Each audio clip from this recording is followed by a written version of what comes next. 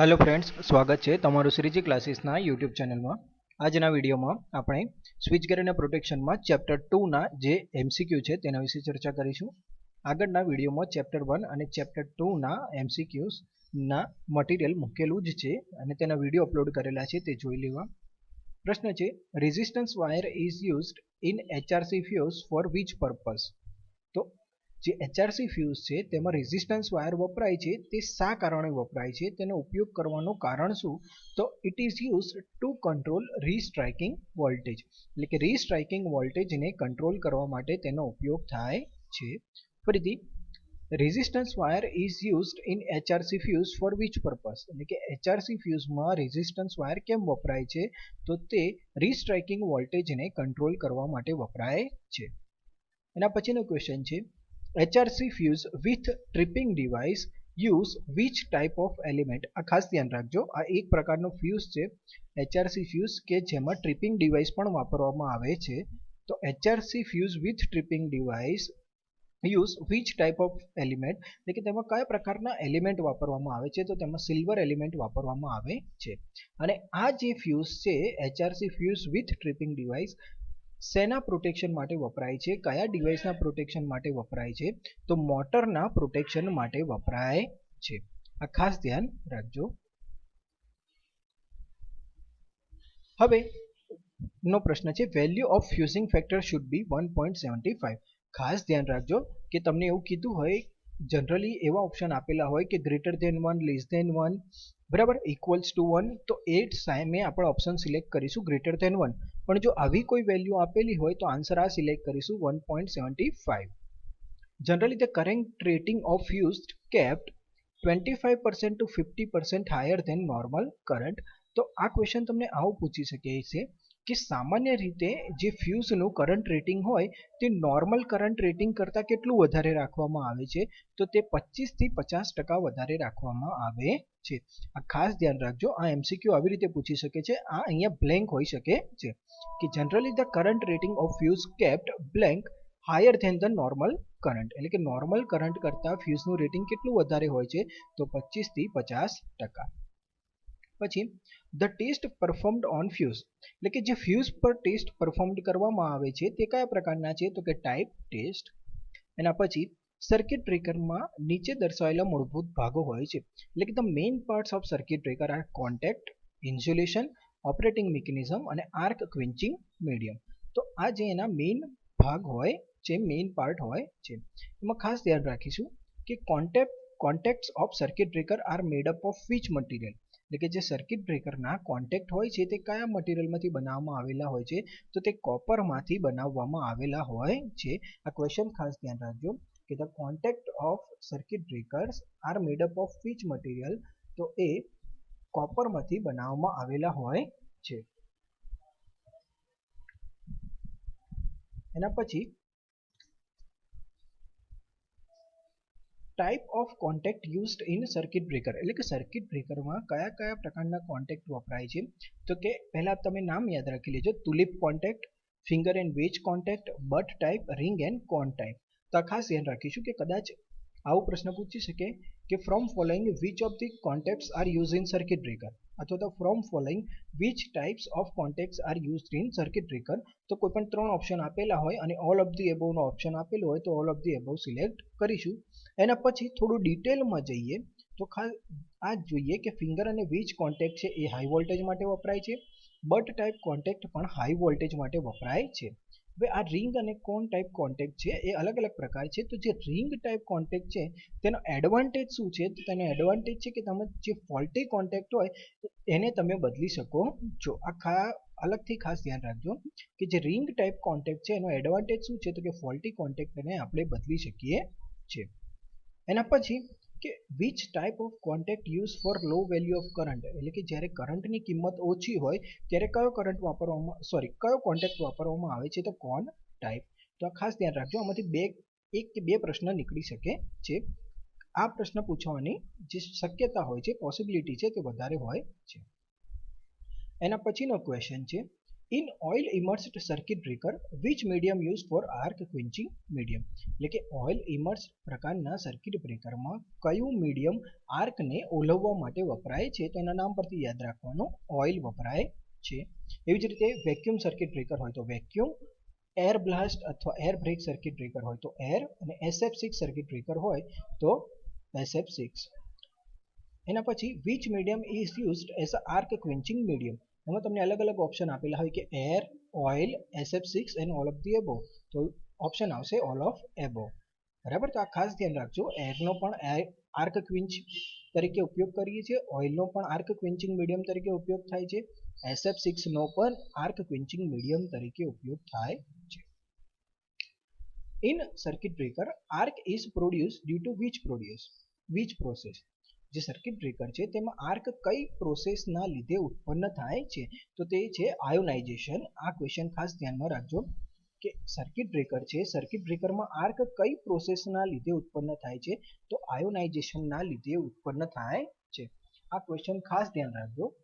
In circuit breaker arc produce due to which process, circuit બ્રેકરમાં arc કઈ રીતે ઉત્પન્ન થાય, કઈ પ્રોસેસના લીધે ઉત્પન્ન થાય છે, તો આયોનાઇઝેશનના લીધે ઉત્પન્ન થાય છે. અને પછી equation of voltage across arc, તો આના માટે આપણે આ ઇક્વેશન તૈયાર કરવાનું રહેશે. ક્વેશ્ચન આવો પૂછાઈ શકાય કે what is the equation of voltage across arc. અલગ અલગ ઇક્વેશન આપેલા હોય તો એમાંથી આપણે આ ઇક્વેશન સિલેક્ટ કરીશું. EA is equals to A plus B into L by under root I. તો આ ઇક્વેશન ખાસ તૈયાર કરજો. એના નીચેના નામ અત્યારે યાદ નહીં રાખો તો ચાલશે, પણ આ ખાસ ઇક્વેશન તૈયાર કરજો. કદાચ પેપર ટફ કાઢવા માટે આ પ્રકારના પ્રશ્ન પૂછી શકે છે. એના પછી આર્ક કરંટને ઇન્ટરપ્ટ કરવાની બે રીતો છે, એટલે કે method to interrupt arc current.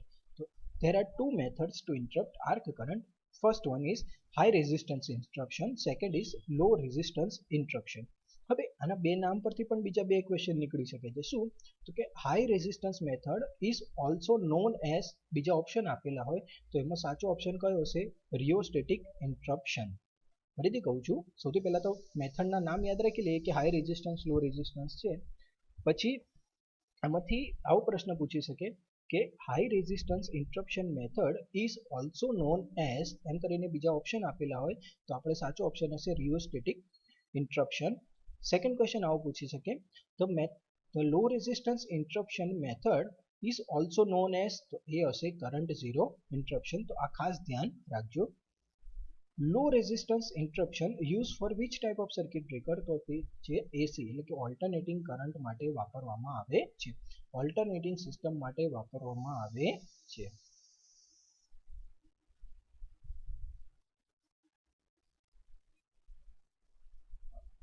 એના પછી એક આ ડાયાગ્રામ ખાસ તૈયાર કરીશું, કેમ કે આમાંથી છે ને કોઈ પણ એક ક્વેશ્ચન પૂછાઈ શકે. કઈ રીતે? તો જનરલી તમને આવું પૂછી શકે કે વોટ ઇઝ ઓપનિંગ ટાઈમ. તો ઓપનિંગ ટાઈમ શું છે? તો કે ટ્રીપ કોઇલ એનર્જાઇઝ થાય અને કોન્ટેક્ટ સેપરેટ થાય એ બે વચ્ચેનો જે સમયગાળો છે તેને કહેવાય ઓપનિંગ ટાઈમ. પછી છે આર્કિંગ ટાઈમ. કોને કહેવાય? તો કે કોન્ટેક્ટ સેપરેટ થાય અને આર્ક ક્વિન્ચ થાય એને શું કહેવાય? આર્કિંગ ટાઈમ કહેવાય. અને છેલ્લું છે ટોટલ બ્રેકિંગ ટાઈમ. કોને કહેવાય? તો કે ઓપનિંગ ટાઈમ પ્લસ આર્કિંગ ટાઈમના સરવાળાને શું કહેવાય? Total breaking time. તો આમાંથી કોઈ પણ એક MCQ પૂછાઈ શકે, જે માટે આ ખાસ તૈયાર કરવું કે ઓપનિંગ ટાઈપ એટલે શું. જો 3 સ્ટેપમાં યાદ રાખીશું આપણે કે સૌથી પહેલા શું થાય કે ફોલ્ટ થાય એટલે આપણે ટ્રીપ કોઇલ એનર્જાઇઝ થાય. ટ્રીપ કોઇલ એનર્જાઇઝ થશે એટલે કોન્ટેક્ટ સેપરેટ થશે, અને કોન્ટેક્ટ સેપરેટ થાય એટલે આર્ક ઉત્પન્ન થાય. તો આર્કને આપણે શું કરીશું? ક્વિન્ચ કરીશું. તો ટ્રીપ કોઇલ એનર્જાઇઝ થાય અને કોન્ટેક્ટ સેપરેટ થાય એને કહેવાય ઓપનિંગ ટાઈમ. કોન્ટેક્ટ ઓપન થાય એટલે એને કહેવાય ઓપનિંગ ટાઈમ. અહીંયા આર્ક ઉત્પન્ન થયો એટલા માટે એને શું કહેવાય? Arcing time. ખાસ ધ્યાન રાખજો. હવે આ બંનેનો જે સમય છે ઓપનિંગ ટાઈમ પ્લસ આર્કિંગ ટાઈમનો સરવાળો શું કહેવાય? Total breaking time. એટલે કે એટલા ટાઈમમાં આપણે જે સર્કિટ બ્રેકર ઓપરેટ થયું હોય તે જે પ્રમાણે કીધું ને એ પ્રમાણે ખાસ તૈયાર કરજો. સૌથી પહેલા શું થશે? કોઇલ એનર્જાઇઝ થશે, એટલે once coil energise the contact will be separate, એટલે કોન્ટેક્ટ શું થશે? ઓપન થશે, એટલે એ લખેલું છે ઓપનિંગ ટાઈમ. પછી once contact will be separate arc will be produce, એટલે આર્ક પ્રોડ્યુસ થશે અને તેને શું કરીશું આપણે? આર્ક ક્વિન્ચ, એટલે એ જે ટાઈમ છે તેને શું કહેવાય? Arcing time. એના પછી છે RRRV, rate of rise of restriking voltage. Okay, આના નામમાં પણ એક MCQ નીકળી શકે છે કે what is the full form of RRRV? તો rate of rise of restriking voltage. પહેલું છે રેટ, બીજું છે રાઇઝ અને ત્રીજું છે રિસ્ટ્રાઇકિંગ. તો આ ખાસ ધ્યાન રાખજો. અને એનો ઇક્વેશન માટે પણ એક ક્વેશ્ચન નીકળી શકે છે કે RRRV નું ઇક્વેશન કે રિસ્ટ્રાઇકિંગ વોલ્ટેજની મહત્તમ કિંમત એટલે કે maximum value of restriking voltage અને શૂન્ય અને પીક વેલ્યુ વચ્ચેનો સમય માઇક્રો સેકન્ડમાં. તો આ ખાસ ઇક્વેશન આ તૈયાર કરીશું. એના પછી type of circuit breaker according to the arc quenching medium અથવા તો ક્વિન્ચિંગ મીડિયમ. તો ઓઇલ સર્કિટ બ્રેકર કે જે પ્રમાણે જો ઓઇલ વાપરો તો ઓઇલ સર્કિટ બ્રેકર, એર વાપરો તો air plus circuit breaker, SF6 વાપરો તો SF6 સર્કિટ બ્રેકર, વેક્યુમ વાપરો તો વેક્યુમ સર્કિટ બ્રેકર.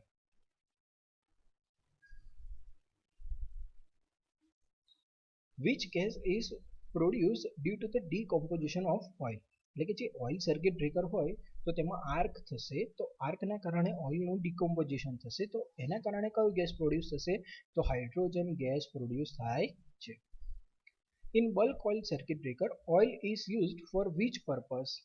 તો જે બલ્ક ઓઇલ સર્કિટ બ્રેકર હોય છે, બલ્ક ઓઇલ સર્કિટ બ્રેકર એટલે કે જેમાં ઓઇલનું પ્રમાણ વધારે હોય છે, તો તેમાં ઓઇલ શા માટે વપરાય છે?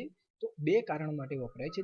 ટુ ક્વિન્ચ ધ આર્ક એટલે કે આર્કને ઓલવવા, અને ટુ આઇસોલેટ લાઈવ પાર્ટ એટલે કે જે લાઈવ પાર્ટ હોય છે તેને આઇસોલેટ કરવા માટે બે કામ માટે વપરાય છે. ખાસ ધ્યાન રાખજો કે બલ્ક ઓઇલ સર્કિટ બ્રેકરમાં ઓઇલ બે કામ માટે વપરાય છે.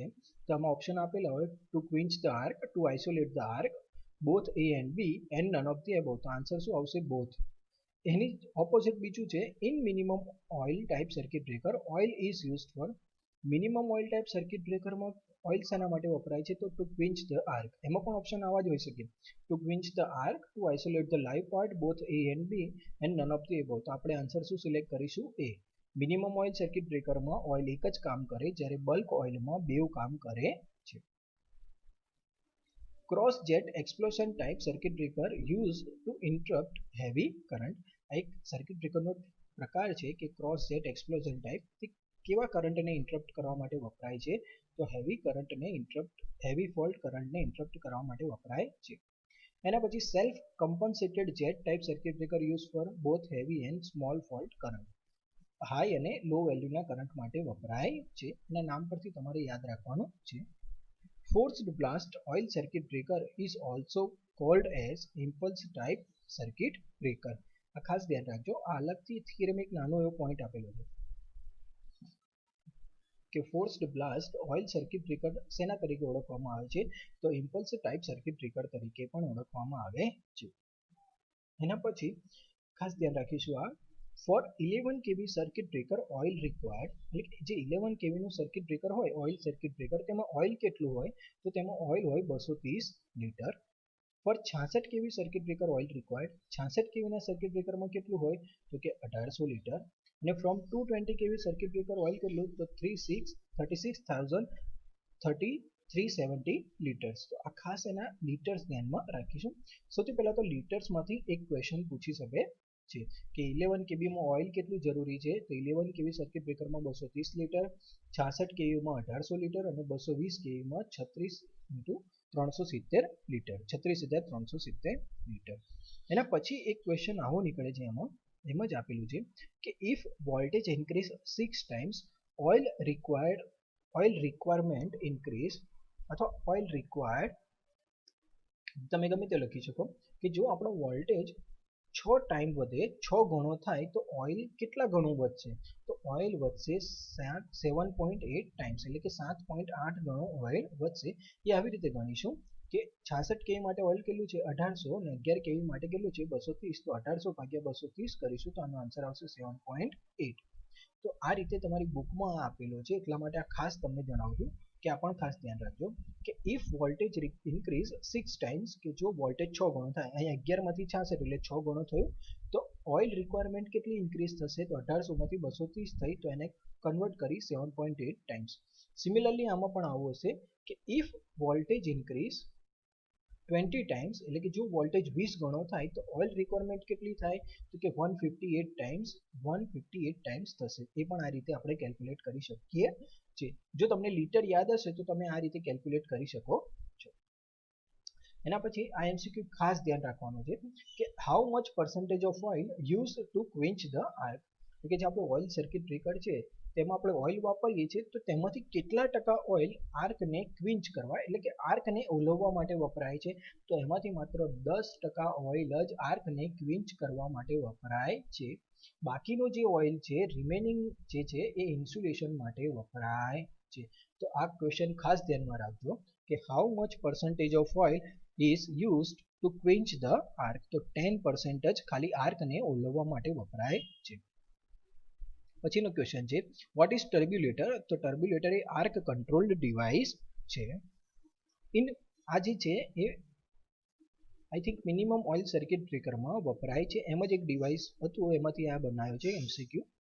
In minimum oil circuit breaker arc duration will be, એટલે કે જે મિનિમમ ઓઇલ સર્કિટ બ્રેકર છે તેમાં આર્ક કેટલા સમય સુધી રહે છે, તો તે 1 થી 2 સાયકલ અથવા 50 થી 100 માઇક્રોસેકન્ડ સુધી રહે છે. બેમાંથી ઓપ્શન જે પ્રમાણે આપેલ હોય એ પ્રમાણે ધ્યાન રાખીશું. સપોઝ સાયકલમાં હોય તો 1 સાયકલ, 2 સાયકલ, 1 થી 2 સાયકલ, 3 સાયકલ આવા ઓપ્શન હોય તો ઓપ્શન શું સિલેક્ટ કરીશું 1 to 2 સાયકલ. અને કદાચ સેકન્ડમાં હોય તો 50 માઇક્રોસેકન્ડ, 150 માઇક્રોસેકન્ડ, 50 થી 100 અને 50 થી 200 માઇક્રોસેકન્ડ. તો આન્સર આપણે સિલેક્ટ કરીશું 50 થી 100 microsecond. In medium the medium use to quench the arc in air blast circuit breaker is air. આ તમને કીધું એ પ્રમાણે એર બ્લાસ્ટ સર્કિટ બ્રેકર છે માટે કયું medium air. Air blast circuit breaker use up to 110 kV and મોર, એટલે કે 110 kV અને વધારે વોલ્ટેજ માટે એર બ્લાસ્ટ સર્કિટ બ્રેકરો વાપરવામાં આવે છે. એના પછી which circuit breaker provide noiseless operation, એટલે કે કયું સર્કિટ બ્રેકર અવાજ રહિત ઓપરેશન આપે છે, તો આવશે SF6 circuit breaker. Which circuit breaker do not have possibility of fire, એટલે કે કયા સર્કિટ બ્રેકરમાં આગ લાગવાની શક્યતા હોતી નથી, તો આવશે SF6. Single unit of SF6 circuit breaker used four, એટલે કે SF6 સર્કિટ બ્રેકરનું સિંગલ યુનિટ, એક યુનિટ કેટલા રેટિંગમાં સુધી વપરાય છે, તો કે 60,000 એમ્પિયર અને 50 થી 80 kV. અને આપણે લખી શકીએ 60 કિલો એમ્પિયર, આવી રીતે પણ તમે લખી શકો છો. તો આ ખાસ ધ્યાન રાખજો કે એને આવી રીતે પણ લખ્યું હોય કે 60 કિલો એમ્પિયર, તો એ વખતે કન્ફ્યુઝ થતા નહીં, બંને વેલ્યુ યાદ રાખજો કે સિંગલ યુનિટ છે SF6 સર્કિટ બ્રેકરનું એ 60 કિલો એમ્પિયર અથવા તો 60,000 એમ્પિયર અને 50 થી 80 kV સુધી વપરાય છે. એવી જ રીતે SF6 સર્કિટ બ્રેકરને આપણે સ્ટ્રિંગ બનાવીને પણ યુઝ કરી શકીએ છીએ, એટલે કે એક કરતાં વધારે યુનિટ જોઈન કરી શકીએ છીએ. તો કે જ્યારે multiple units of SF6 circuit breaker in series used four, તો આપણે મલ્ટિપલ યુનિટ SF6 સર્કિટ બ્રેકરના કેટલા કેવી સુધી વાપરી શકીએ છીએ, તો કે 230 kV અને 20 MVA પાવર સુધી. ખાસ ધ્યાન રાખજો. Breaking capacity indicated or unit in, આ ખાસ ધ્યાન રાખીજો કે જે બ્રેકિંગ કેપેસિટી હોય છે સર્કિટ બ્રેકરની એ શેનામાં ઇન્ડિકેટ કરવામાં આવે છે, MVAમાં ઇન્ડિકેટ કરવામાં આવે છે, અથવા તો એનો યુનિટ શું હોય છે, તો MVA તેનો યુનિટ હોય છે. એવી જ રીતે breaking capacity express in blank, તો એ હશે RMS વેલ્યુ. ખાસ ધ્યાન રાખીશું, આ પણ ક્વેશ્ચન ઇમ્પોર્ટન્ટ છે કે breaking capacity express in blank કરીને ઓપ્શન આપેલા હોય RMS વેલ્યુ, પીક વેલ્યુ, બરાબર, peak to peak value, none of the above, તો ઓપ્શન આપણે સિલેક્ટ કરીશું RMS વેલ્યુ. એના પછી આ એક ઇક્વેશન છે, આ બ્રેકિંગ કેપેસિટીનું જ ઇક્વેશન છે, અસિમેટ્રિકલ બ્રેકિંગ કેપેસિટી. એમાં છે કુલ કરંટની RMS કિંમત તો x/√² + y². હવે આમાં અલગથી આવો તમને પ્રશ્ન પૂછી શકે કદાચ કે વોટ ઇઝ x/√2, બરાબર, વોટ ઇઝ x/√2, તો આને યાદ રાખીશું કે આ AC કમ્પોનન્ટ છે અને y જે છે તે DC કમ્પોનન્ટ છે, બરાબર. અલગથી જો ક્વેશ્ચન પૂછાય અથવા થોડું ડીપમાં જશે તો તમને આવી રીતનો પણ ક્વેશ્ચન પૂછી શકે છે કે x/√2 ઇન્ડિકેટ વિચ ક્વોન્ટિટી, તો તમારે ધ્યાન રાખવાનું √2 છે એટલે એસી ક્વોન્ટિટી અને y જે છે એ ડીસી ક્વોન્ટિટી ઇન્ડિકેટ કરે છે. એના પછી અલગથી તમને આવો પ્રશ્ન પૂછી શકે છે કે રેટેડ બ્રેકિંગ કેપેસિટીનું equation, what is the rated breaking capacity, એમાં અલગ અલગ ઇક્વેશન આપેલા હોય તો એમાંથી આપણે આ સિલેક્ટ કરીશું √3 VI × 10⁻⁶ MVA. આ ઇક્વેશન ખાસ યાદ રાખીશું, બરાબર. આના અલગ અલગ ઇક્વેશનના ઓપ્શન આપેલા હોય કે સપોઝ VI આપેલું હોય, √3 VI આપેલું હોય, VI × 10⁶ MVA આપેલું હોય, તો ખાસ ધ્યાન રાખીશું √3 VI × 10⁻⁶ MVA જ આનો આન્સર આવે. એના પછી કે સિમેટ્રિકલ બ્રેકિંગ કેપેસિટી પરથી અસિમેટ્રિકલ બ્રેકિંગ કેપેસિટી શોધવી હોય તો તેને 1.8 થી ગુણવું પડે છે. આ ખાસ ધ્યાન રાખીશું કે સપોઝ તમારી પાસે સિમેટ્રિકલ બ્રેકિંગ કેપેસિટીની વેલ્યુ છે.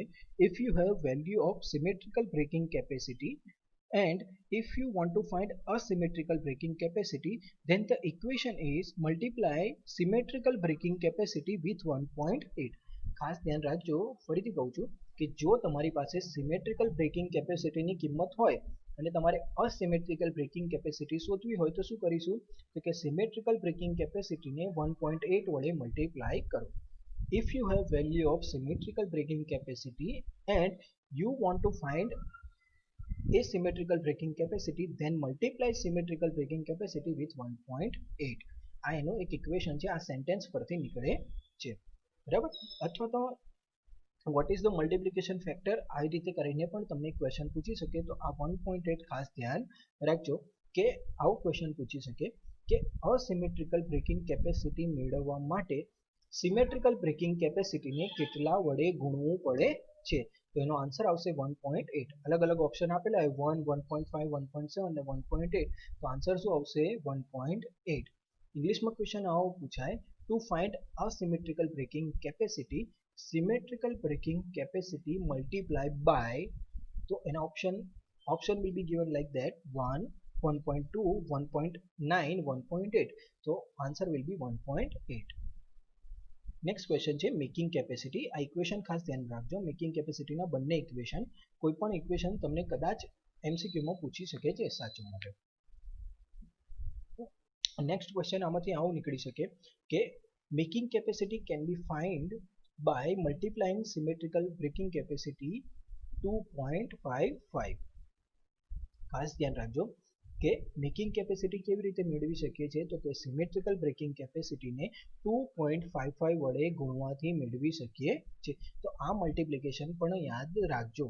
જો એસિમેટ્રિકલ બ્રેકિંગ કેપેસિટી મેળવવી હોય તો 1.8 વડે અને મેકિંગ કેપેસિટી મેળવવી હોય તો 2.55 વડે તેને ગુણવાનું રહેશે, બરાબર. એટલે ખાસ ધ્યાન રાખીશું. બંનેના ઇક્વેશન ખાસ તૈયાર કરજો એટલે તમને ખ્યાલ આવી જશે. એના પછી રેટેડ ઓપરેટિંગ ડ્યુટી, જે રેટેડ ઓપરેટિંગ ડ્યુટી જે હોય છે એ આ ઇક્વેશનમાં તમને આપેલી છે કે B-3 minute MB-3 minute -MB. હવે આ શું છે તો સૌથી પહેલાં B બ્રેકિંગ ઓપરેશન છે ને પછી MB બ્રેકિંગ ઓપરેશન પછી તરતનું ટાઈમ લેગ વગરનું બ્રેકિંગ ઓપરેશન, મેકિંગ ઓપરેશન પછી ટાઈમ લેગ વગરનું બ્રેકિંગ. તો સૌથી પહેલાં શું થશે બ્રેકિંગ ઓપરેશન થશે, પછી 3 મિનિટ શું થશે મેકિંગ પછી તરત બ્રેકિંગ થશે, ફરી 3 મિનિટની રાહ જોવાશે અને ફરી મેકિંગ પછી બ્રેકિંગ ઓપરેશન થશે. તો આ એક ઓપરેશન ખાસ યાદ રાખજો.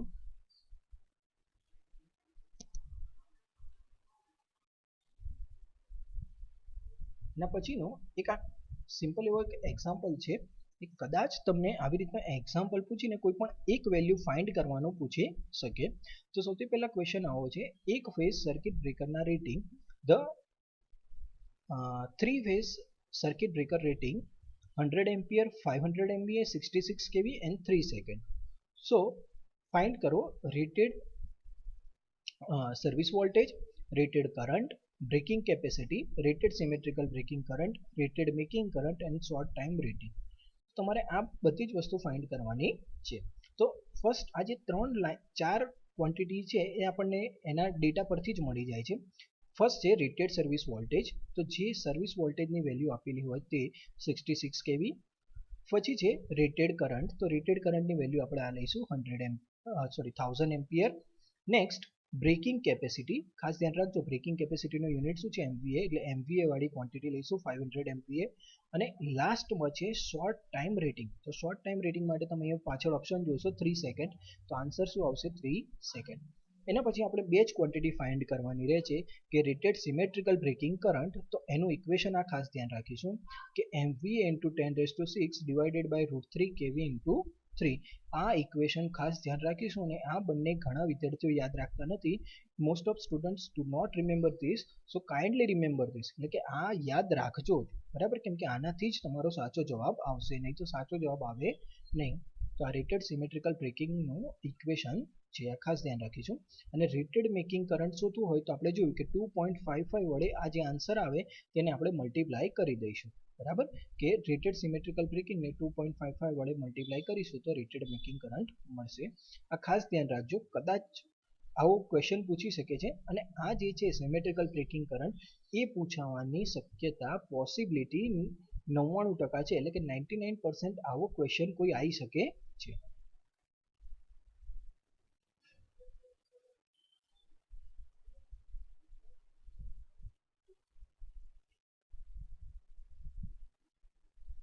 આના પછી how many percentage of faults are transient in nature. હવે આ જે 3 ક્વેશ્ચન છે આ પણ બહુ ઇમ્પોર્ટન્ટ છે. આમાંથી કદાચ એક તમારા પેપરમાં હશે જ. બરાબર, કેમ તો હું તમને સમજાવું કે how many percentage of fault are transient in nature, એટલે કે જે ફોલ્ટ થાય છે ટ્રાન્સમિશન લાઇનમાં તેમાંથી કેટલા ટકા ફોલ્ટ ટ્રાન્સિયન્ટ હોય છે.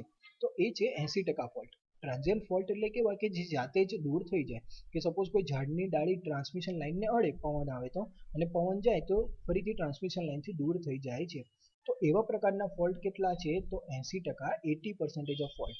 તો transient how many percentage of fault are transient in nature, તો 80%. How many percentage of faults are semi permanent, તો 12%. And how many percentage of faults are permanent in nature, તો 8%. તો આ ખાસ ધ્યાન રાખજો, આ 3 વેલ્યુ ખાસ યાદ રાખજો. અને એના પછીનો ક્વેશ્ચન પણ કે how many recloser are allowed in transmission line. તો જે ઓટો રિક્લોઝર છે આપણે કેટલા અલાઉડ કરીએ છીએ, 3. કે સૌથી પહેલા જ્યારે સપોઝ સર્કિટ બ્રેકર એકવાર ફોલ્ટ થશે ને ઓપન થશે પછી એને રિક્લોઝ થવા દઈએ છીએ. બીજી વાર જો ફોલ્ટ હશે તો સર્કિટ બ્રેકર પાછું ઓપન થશે, ફરી પાછું આપણે તેને ક્લોઝ કરીએ છીએ. અને ત્રીજી વાર પણ જો ફોલ્ટ હશે તો સર્કિટ બ્રેકર ઓપન થશે, પછી તેને આપણે ક્લોઝ કરતા નથી. તો જે ઓટો રિક્લોઝર છે આપણે 3 એલાઉ કરીએ છીએ. What is the time duration for rapid auto reclosing. આ ખાસ ધ્યાન રાખીશું કે જે રેપિડ ઓટો રિક્લોઝિંગ છે તેના માટે ટાઈમ ડ્યુરેશન કેટલો હોય છે, તેના માટે 20 સાયકલ્સ અને ટાઈમ રાખવામાં આવે છે 0.4 સેકન્ડ. બેમાંથી કોઈ પણ ઓપ્શનમાં પૂછી શકે, કાં તો સાયકલમાં ઓપ્શન આપેલા હોય કાં તો સેકન્ડમાં આપેલા હોય. તો આ ખાસ ધ્યાન રાખીશું કે what is the time duration for rapid auto reclosing. તો રેપિડ ઓટો રિક્લોઝિંગ માટે ટાઈમ ડ્યુરેશન કેટલો હોય છે, તો કે 20 cycle and 0.4 second. Time duration for delayed auto reclosing, તો કે ડિલેડ ઓટો રિક્લોઝિંગ માટે કેટલો ટાઈમ હોય છે, તો કે 30 સેકન્ડ. તો આ ખાસ ધ્યાન રાખજો, આ બેમાંથી પણ એમસીક્યુ બની શકે છે, પૂછી શકે છે તમને. For thermal test how much current pass through circuit breaker. હવે જે સર્કિટ બ્રેકર પર થર્મલ ટેસ્ટ કરવામાં આવે છે તો તેમાંથી કેટલો કરંટ પાસ કરવામાં આવે છે. તો આમાં બે વસ્તુ ધ્યાન રાખીશું કે સૌથી પહેલા વેલ્યુ યાદ રાખી લઈએ કે 800 એમ્પિયરનો કરંટ પાસ કરવામાં આવે છે. પેલું એક એમસીક્યુ આવી રીતે યાદ રાખી લઈશું. બરાબર, કે થર્મલ ટેસ્ટ માટે કેટલો કરંટ પાસ કરવામાં આવે છે, 800 ampere. For thermal test how much current pass through circuit breaker, તો 800 એમ્પિયર. હવે અહીંયા ખાસ ધ્યાન રાખીશું કે જો થર્મલ ટેસ્ટમાં less than 800 ampere current pass કરવામાં આવે તો ટેમ્પરેચર રાઇઝ 40 ડિગ્રી સેલ્સિયસથી વધવું જોઈએ નહીં. સિમિલરલી જ્યારે તેના પર 800 એમ્પિયરથી વધારે કરંટ પસાર કરીએ તો 50 ડિગ્રી સેલ્સિયસથી ટેમ્પરેચર વધવું જોઈએ નહીં. સો આ ખાસ ધ્યાન રાખીશું. તો આના એમસીક્યુ આવી રીતે બની શકે કે van less than 800 ampere current pass through in circuit breaker, the temperature rise limit will be, तो temperature ની લિમિટ કેટલી હશે, 40 degree Celsius. and if current more than 800 ampere pass through the circuit breaker for thermal test, temperature rise limit will be, એન કરીને option આપેલા હોય તો option હશે 50 ડિગ્રી પર સેલ્સિયસ. આ ખાસ ધ્યાન રાખજો. એના પછી છે in power frequency test frequency of test signal. જે પાવર ફ્રીક્વન્સી ટેસ્ટ છે એમાં ફ્રીક્વન્સી જે છે એ કેટલી રાખવામાં આવે છે, તો 15 થી 100 હર્ટ્ઝ. નેક્સ્ટ છે in short time current test rated short circuit current pass through circuit breaker 1 second or 3 second. બેમાંથી કોઈ પણ ઓપ્શન હોય તો સિલેક્ટ કરીશું. કે જે શોર્ટ ટાઈમ કરંટ ટેસ્ટ છે તેમાં શોર્ટ સર્કિટ કરંટ કેટલા સમય માટે પાસ કરવામાં આવે છે? તો 1 સેકન્ડ અથવા 3 સેકન્ડ. આ શોર્ટ ટાઈમ કરંટ એટલે શું? તો કે સર્કિટ બ્રેકરમાં થોડા સમય માટે રેટેડ શોર્ટ સર્કિટ કરંટ પસાર કરવામાં આવે છે.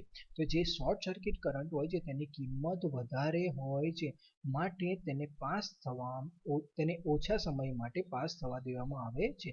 લો ટાઈમ માટે તેને પાસ કરવામાં આવે છે. તો ખાસ ધ્યાન રાખીજો. તેનો આન્સર આવશે 1 સેકન્ડ ઓર 3 સેકન્ડ. તો અહીંયા બીજા ચેપ્ટરના જેટલા પણ એમસીક્યુ નીકળતા હતા એ મારી રીતે મેં નીકાળવાનો પ્રયત્ન કર્યો છે કે જેથી તમને એક્ઝામમાં વધારેમાં વધારે એમસીક્યુ અટેમ્પ્ટ કરી શકો. મેં જે પ્રમાણે તમને દરેક પોઈન્ટ પર એમસીક્યુ એક્સપ્લેન કર્યા છે તેની જો અલગ નોટ્સ બનાવશો તો તમે આના અહીંયા 77 એમસીક્યુ છે પણ તમે આઈ થિંક 100 એમસીક્યુ સુધી પણ પહોંચી શકો છો. તો જો એક્ઝામમાં વધારે સારા માર્ક લાવવા હોય તો તમારી રીતે પણ આમાંથી એમસીક્યુ બનાવવાનો પ્રયત્ન કરજો. Thank you.